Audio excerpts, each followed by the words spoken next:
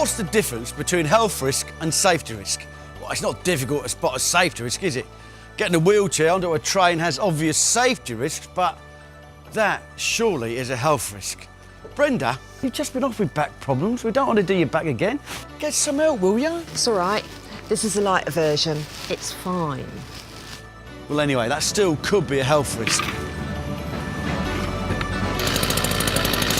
Oh, is this yours? Working here without a hard hat is a safety risk, but you can get vibration-white fingers from the use of tools like this. Now that is a health risk. So, maybe you should share that work with someone else, man.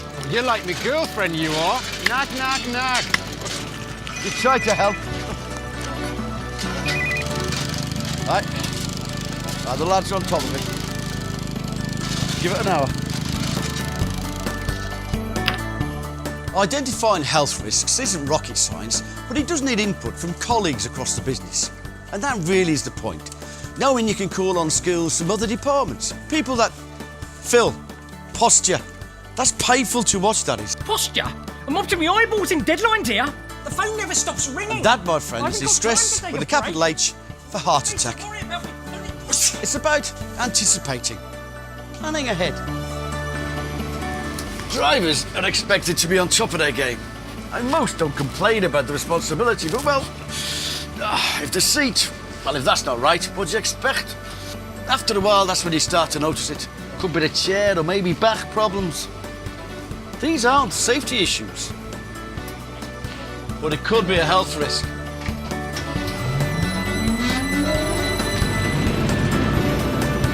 Now here's a place that definitely offers some health risks. We tend to think about safety risks first, but health risk is just as important. With all the oil, chemicals and other fumes floating about, how clean is the air? Oh, Andy, long day. As usual, off in a minute though. Yeah, if it gets too much, I'll pop outside for a breath of fresh air. Very sensible. It may mean nothing, but it doesn't hurt to check. That is what health risk is all about. There are many other health risks all around us. Whether it's vibration, noise, stress, working with other departments, and supported by this simple guidance. Make assessing health risk part of your long-term planning.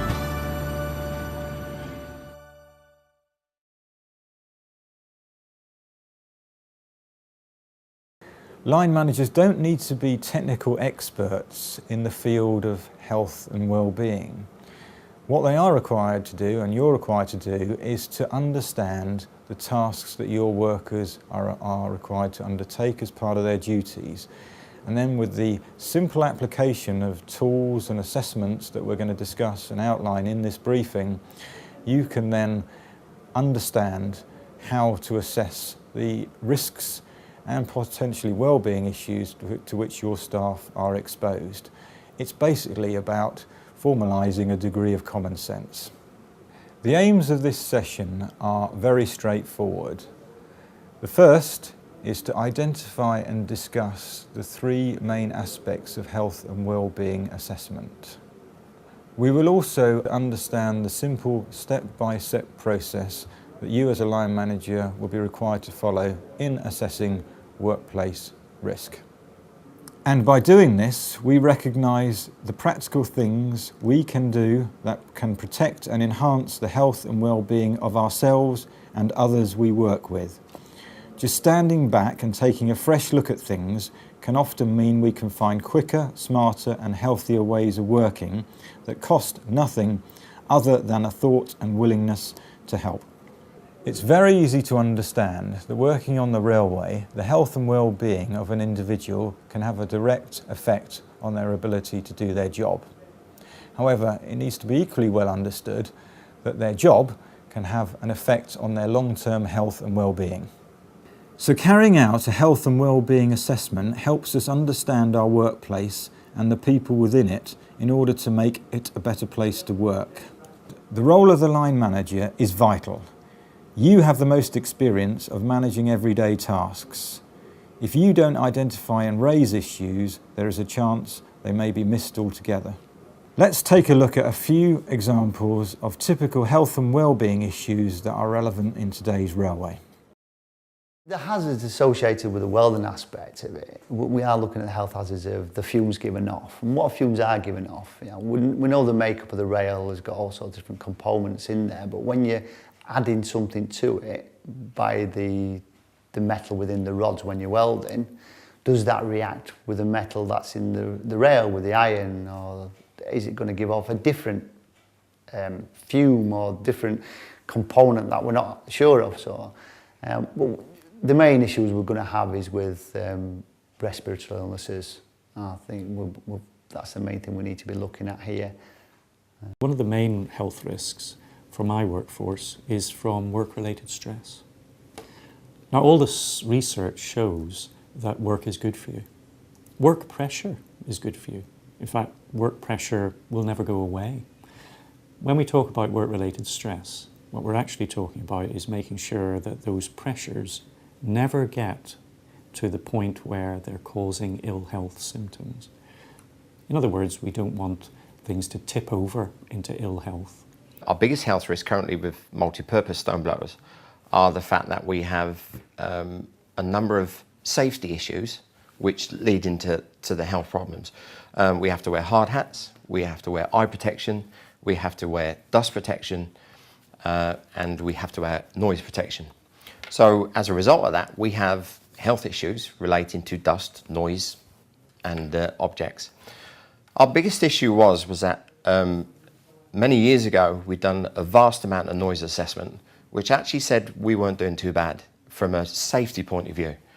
Okay, but it was only when one of our guys went for a medical, his driver's medical, and he came back with a reduction in his hearing capacity, did we think that we've now got a bigger issue here? What's going wrong? So we went back and reviewed what we did then, and we found that although we'd come up with some PPE, I solved the safety issue, the PPE was wrong for the task. And the guys, when they're out on the machine, have to wear a communication kit, as well as wearing eye protection and headwear. Coupled with dust, as a result of blowing stone into the ground, dust comes up, another health issue. We've now got a guy that dresses up in a spacesuit. We've got multiple health risks. We obviously have lots of people using tools that have vibrations, that have noise. We have people who may be going out and becoming exposed to asbestos or lead potentially. And then we also have health opportunities, which are we recognise that people aren't necessarily as active as they could be, that there are higher levels of stress than are necessary for good performance, and that people's diets, their recovery, their sleep, again, all have areas of development. So I think it's we tend to look at it as opportunities rather than risks in those areas. Well, clearly with train crew, people, especially drivers, are in a fairly confined space in a train cab and on a train seat for a considerable number of hours each day and for several days at a time. And sitting anywhere in that space and having to reach for various controls, etc., has its difficulties and presents some people with some issues. There's occupational health risks really, regarding working with chemicals, there's manual handling, there's stress, there's hand-down vibration, there's noise, it's quite a big heavy industry out there. It can start from the point of referral, so a manager has identified that there's a health issue with the individual, and this can either be that they've come absent from work, either short-term or long-term. It can be that they notice there's a change in the way that they're able to do their job role and their tasks at work. It could be a change in behaviour. So the first thing that the manager would do would be to send a management referral online to the occupational health team, where upon receipt an appointment will be made to be assessed by one of the clinicians. So what is health and well-being assessment? There are three main aspects to health and well-being assessment. Looking at diagram 1 opposite, you'll see that the three main elements relating to the workplace have been represented by the coloured circles. It's the overlap of each adjacent pair of circles that represents the key areas for managers to focus on in relation to health and well-being assessment. Let's take a closer look at these. On initial inspection, this may appear complex, but the aim of health and well-being assessment is to follow a simple process to identify health hazards in the workplace, assess potential risks to health, and determine appropriate ways of informing others. This needs to be focused on protecting and, where possible, enhancing the health and well-being of people we work with. It's very important to be aware that you are not needing to tackle these issues alone. In fact, you'll achieve much better results by working alongside others, especially with someone who works in the environment concerned on a day-to-day basis. Health and well-being assessment needs to be a partnership between managers, frontline workers, and occupational health advisors, each bringing their knowledge, experience, and skills to support the process. The first overlap seen here is between the individual and the job. We need to assess the job activities. By this, we mean looking at the impact of activities relevant to a number of workers carrying out similar tasks. The second overlap is between the individual and the organisation. We need to assure individual fitness by looking at helping an individual continue working within their own capabilities and circumstances. And the third overlap between the organisation and the job itself suggests we protect and enhance employee well-being. This could be looking at helping understand psychological issues, working conditions, and helping reduce undue stresses as far as possible. So it's these areas that we need to be aware of, monitor, and be prepared to respond to in our daily working lives. When you apply a health and well-being assessment in your workplace, it's useful to have these in mind. Now take some time to consider your own circumstances at work and think about examples that relate to each of the three areas we have just discussed.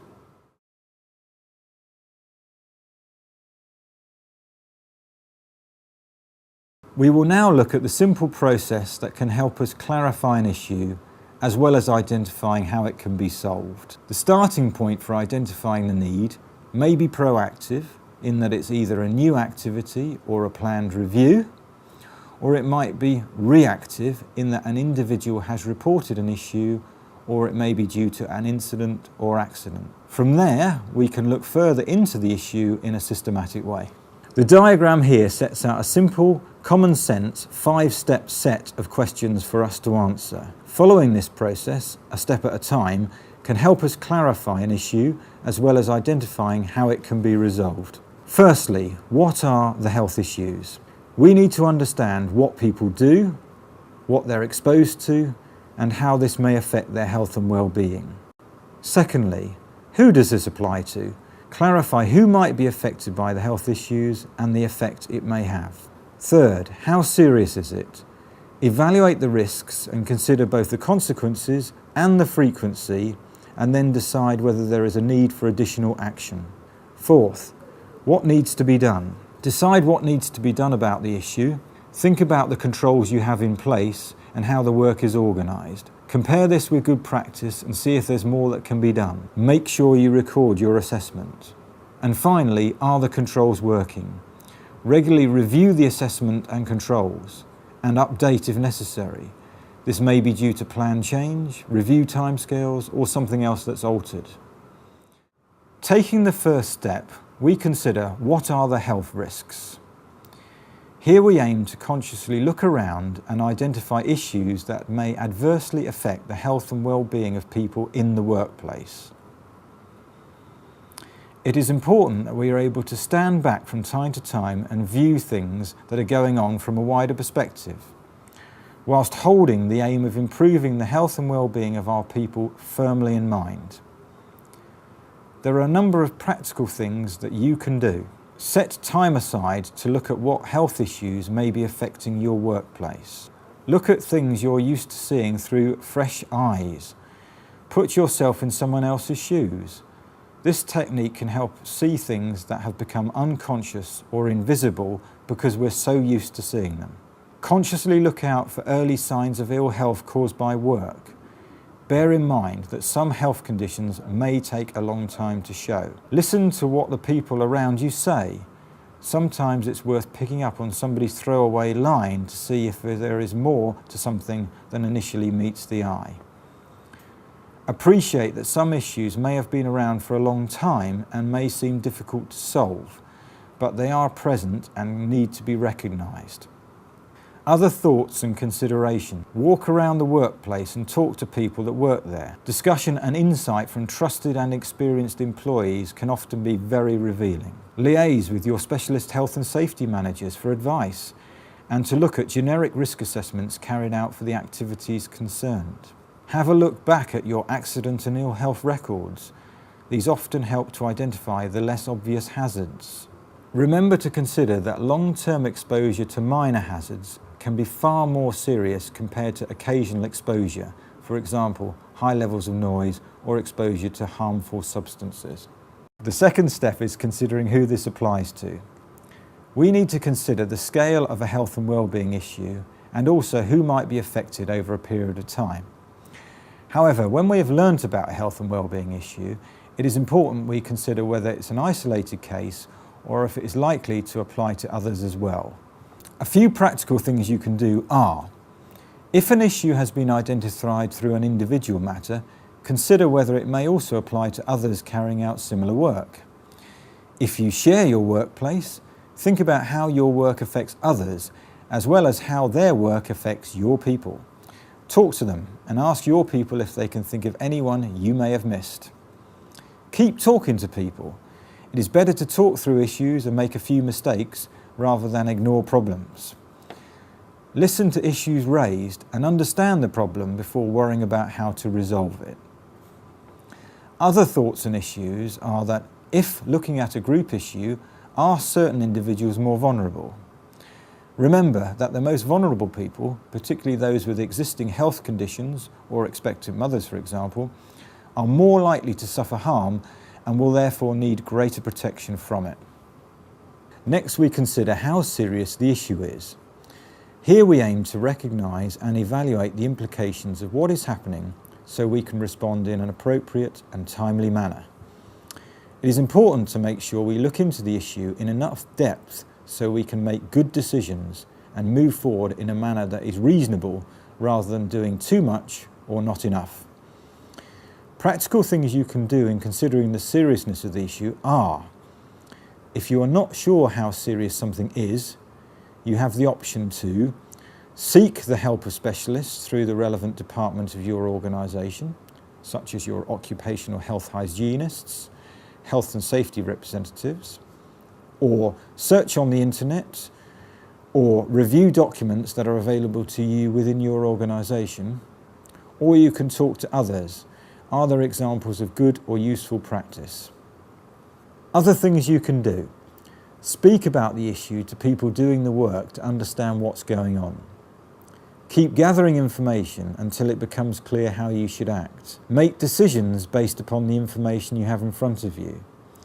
Consider whether you need to action some quick fixes to protect people whilst longer-term solutions are considered. And consider whether the work environment can be improved so that it becomes a more enjoyable place of work. Critically, we then consider the fourth step: what needs to be done. Aim to take action that is realistic, achievable and effective in improving the health and well-being of our people. Look at what is already happening. Think about the things that are in place and how the work is organised. We can then compare this with common sense and any known good practice. This will enable us to see if there's more that can be done. Here are just a few of the practical things you can do. Share what you've found with those that need to know, such as other employees and safety reps. Get others involved with deciding the best way forward. You could create an informal team with mixed experience and perspectives to help talk through practical ideas and options. Prioritise what needs to be done. Take account of practicalities and legal obligations. Imagine what it will look like if the changes are working well. Mentally rehearse ideas for solutions along with their long-term implications through discussion with others concerned. Manage expectations of those involved or concerned. It is more likely to be evolution rather than revolution. And write down an outline plan using each of the 5 steps as a heading. Other thoughts and considerations. Can we get rid of the issue altogether? If not, how can we control the issue so that any potential harm is minimised? In the case of issues that are undermining well-being, such as stress, it is often most useful for those experiencing the issue to suggest ways the pressure can be reduced to a sustainable level. And finally, within any plan, you may find you need to have temporary quick fixes as well as solutions that may take longer to put in place. Many health and well-being controls are long-term issues. However, we need to assess whether what we're doing is working. Aim to review what you have done so that you can better understand what has worked well, what can be improved, and what may need changing in the future. After taking action to implement changes to address a health and well-being issue, it is important to take a little time to look back on whether our plan worked in practice. Examples of the practical things you can do are: check progress against your plan from step 4, keep an eye on the effect of any changes made. It can be useful to set yourself a reminder on your calendar or phone. Other thoughts and considerations could be: add in health and well-being assessment checks that can be carried out at the same time as other company procedures, such as planned inspections. Be prepared to adapt and improve the plan to accommodate practical experience.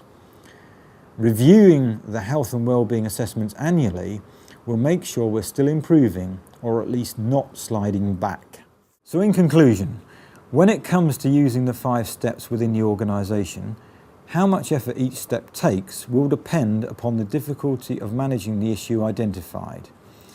It may be that for simple issues, the 5 steps can be carried out by a few people without much effort. But for more complex issues, it may be it will take a number of colleagues to work together to resolve the issue. Either way, the line manager's role is vital to start the process off. Within the 5-step process, it is really the first 2 steps where line managers make all the difference. The other steps may or may not need other people, but if the line manager does not initiate the process, the organisation will struggle to address its weaknesses. If you do nothing else, be aware of your important role in steps 1 and 2 of the health and well-being assessment process, and be prepared to start them off.